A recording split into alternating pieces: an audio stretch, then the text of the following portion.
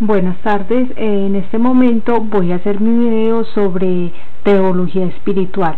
¿Qué puedo decir sobre teología espiritual? Todos los temas estuvieron muy interesantes. Agradezco a la institución por permitirnos aprender de la palabra de Dios, así como nos esforzamos por aprender de otras áreas, por trabajo, nos esforzamos por otras cosas. Doy muchas gracias a esta institución porque me ha permitido aprender mucho de mi Dios. Bueno, yo voy a hacer el video acerca de la gran tribulación. Me llama mucho la atención porque no porque nosotros vivamos la tribulación, sino porque ni tampoco por lo terrible que se va a vivir. Me llama la atención es porque se acerca la gran tribulación. O sea, mi preocupación no es vivirla, mi preocupación o mi despreocupación no es no vivirla, mi preocupación es se acerca, y muchas veces nosotros, conocedores de la verdad, y no sabemos entender esas señales, no sabemos entender que Cristo viene por su iglesia. Bueno, la palabra tribulación, como ustedes lo saben muy bien, el origen de la palabra como tal la encontramos en Daniel 12:1. Daniel 12:1 me dice: un tiempo de tribulación como el que no ha existido. Tribulación, según la primera Biblia traducida del hebreo al griego o a otros idiomas de esa época, la palabra tribulación quiere decir angustia. O sea, para el judío o para el hebreo, tribulación quiere decir angustia, o sea, un tiempo de angustia como el que no ha existido.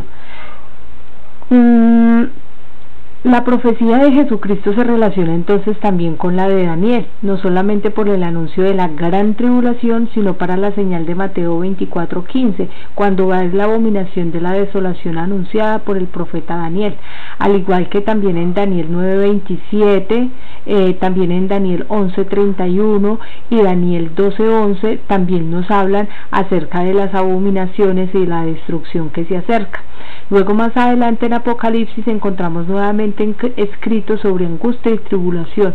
Muchas profecías se han cumplido, como la caída del templo al año 70 después de Cristo.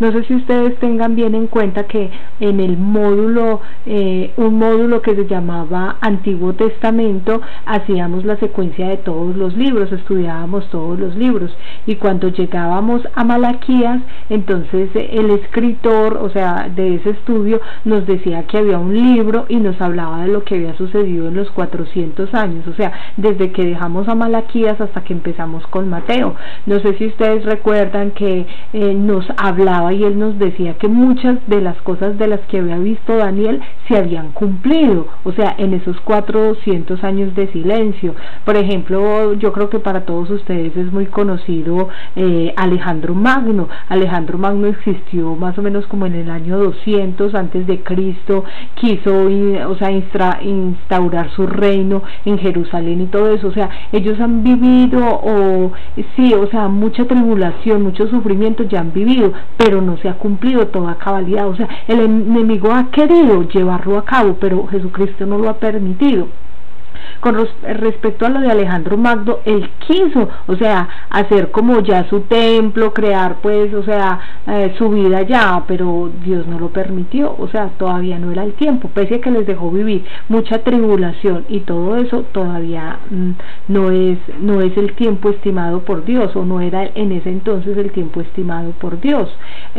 Igual son como anuncios, para mí esos son como anuncios diciendo, o sea, las profecías no se van a cumplir todas como en una secuencia, en un año, en 2, en 3 años. O sea, la primera que es real y nos la dice la historia, sucedió 70 años después del nacimiento de Cristo, que fue la caída del templo, que él se los anunció.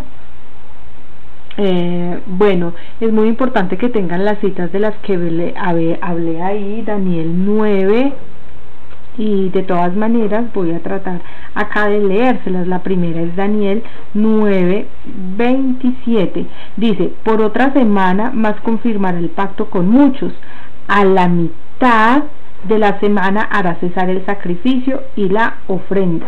Después, con la muchedumbre de las abominaciones vendrá el desolador, hasta que venga la consumación. Lo que está determinado se derrame sobre el desolador. Recuérdenos ustedes como tal que la tribulación, o sea, según los estudios bíblicos que nos pudo ahorita dar, nos dieron ahorita en teología espiritual, la tribulación está comprendida entre un tiempo y el otro tiempo, o sea, entre los 7 años, de los que 7 años, o sea, en números humanos, o sea, un tiempo y otro tiempo, o sea, esa es la gran tribulación. Los primeros 3 años y medio son donde hay una relativa tranquilidad, y los otros 3 años y medio son lo que les acabo de leer, donde sucederán todas las abominaciones. Bueno, listo. Luego en Daniel 11:31 dice: se levantarán sus tropas que profanarán el santuario, y la fortaleza quitarán el sacrificio continuo, y pondrán la abominación desoladora.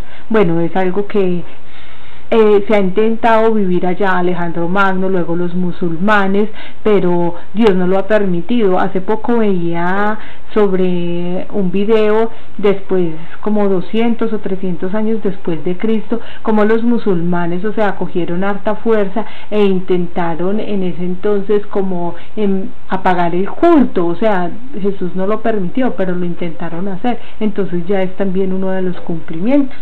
Luego en el 12:11 de Daniel dice: desde el tiempo en que será quitado el sacrificio continuo hasta la abominación desoladora habrá 1290 días, hablándonos siempre de la abominación, hablándonos siempre como de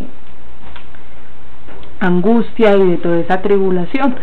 Bueno, también ya se los había dicho anteriormente que en Apocalipsis lo volvemos a encontrar. Entonces, como que podemos concluir que es la tribulación, es una angustia que está, o sea, está citada desde Daniel, cuando ya Dios como que llegó a su máximo con el hombre de darle a su pueblo, dijo: no hay más que una tribulación.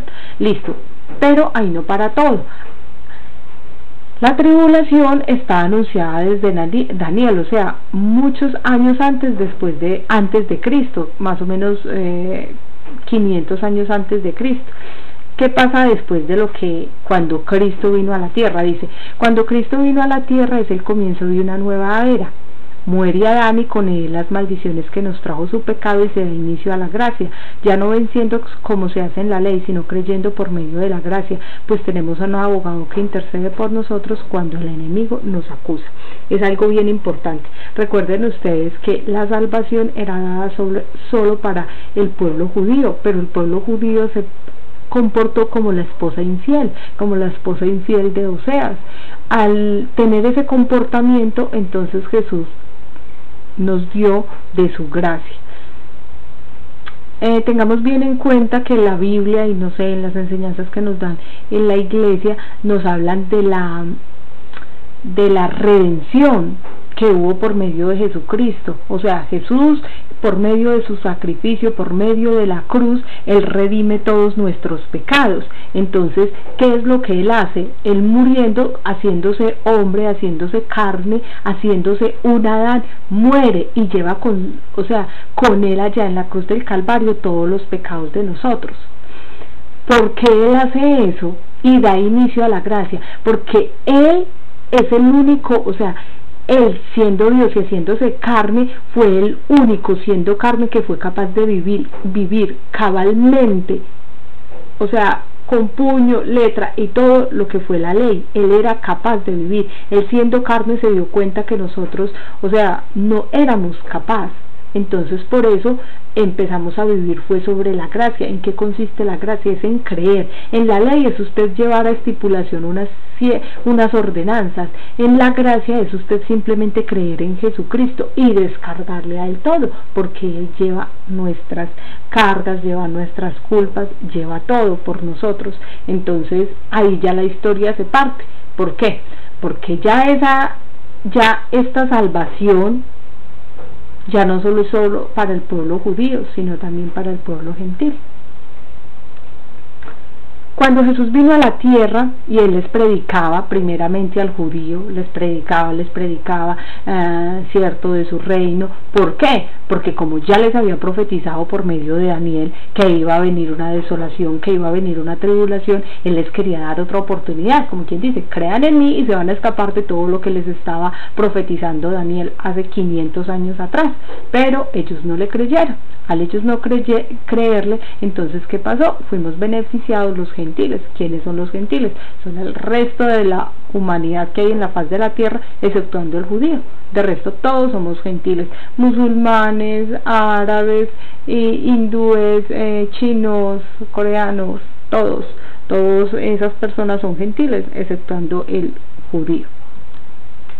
Bueno, luego dice acá, el cristiano acepta la redención de Cristo y ya sea judío o gentil será raptado antes de la tribulación, porque Cristo venció por nosotros.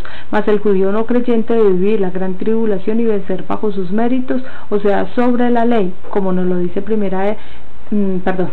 ¿Qué es lo que pasa acá y qué es lo que yo estoy explicando acá? Acá lo que estoy diciendo es que Cristo es nuestro Redentor. Cristo llevó todos nuestros pecados y llevó todas nuestras culpas en la cruz del Calvario. A nosotros, ya sea judío, ya sea gentil, mejor dicho, lo importante es que sea creyente en Jesucristo. Si nosotros creemos en Él, entonces se va a haber cumplido lo que dice Primera de Tesalonicenses 4:16 y 17. Oh my God. ¿Qué es lo que me dice Primera de Tesalonicenses 4:16 y 17? Me dice que Jesús nos levantará en una nube, y así nosotros no tendremos que vivir todas las angustias de las que nos habla Apocalipsis, y lo único que nos resta es creer. La verdad, para mí lo que dice Primera de Tesalonicenses es algo a lo que yo me aferro. O sea, no sé si va a ser en mi tiempo, va a ser en mi época que vamos a vivir la gran tribulación, pero me aferro que seré levantada y que lo único que yo debo hacer es creer en las palabras de nuestro Señor Jesucristo. Primera de Tesalonicenses 4:16 y 17 dice: el Señor mismo con voz de mando, con voz de arcángel y con trompeta de Dios descenderá del cielo. Entonces los muertos en Cristo resucitarán primero. Luego nosotros, los que vivimos, los que hayamos quedado, seremos arrebatados juntamente con ellos en las nubes para recibir al Señor en el aire. Y así estaremos siempre con el Señor. Por lo tanto, alentados los unos a los otros con estas palabras. No despreciemos la palabra del Señor, ya sea en nuestra iglesia o por medio de estos estudios. Dios nos está hablando y démonos cuenta que estamos en una decadencia donde, como nos lo dice el profeta Isaías, a lo bueno le decimos malo y a lo malo le decimos bueno. Toda la televisión, el internet, todo está contaminado y muchas veces dejamos entrar esa contaminación a nuestra casa, y debemos aferrarnos a lo que dice Tesalonicenses: nos vamos a ir con Jesucristo para no vivir ninguna tribulación. Muchas gracias por permitirme aprender, es lo único que puedo decir, porque estos estudios me permiten aprender. Muchas gracias.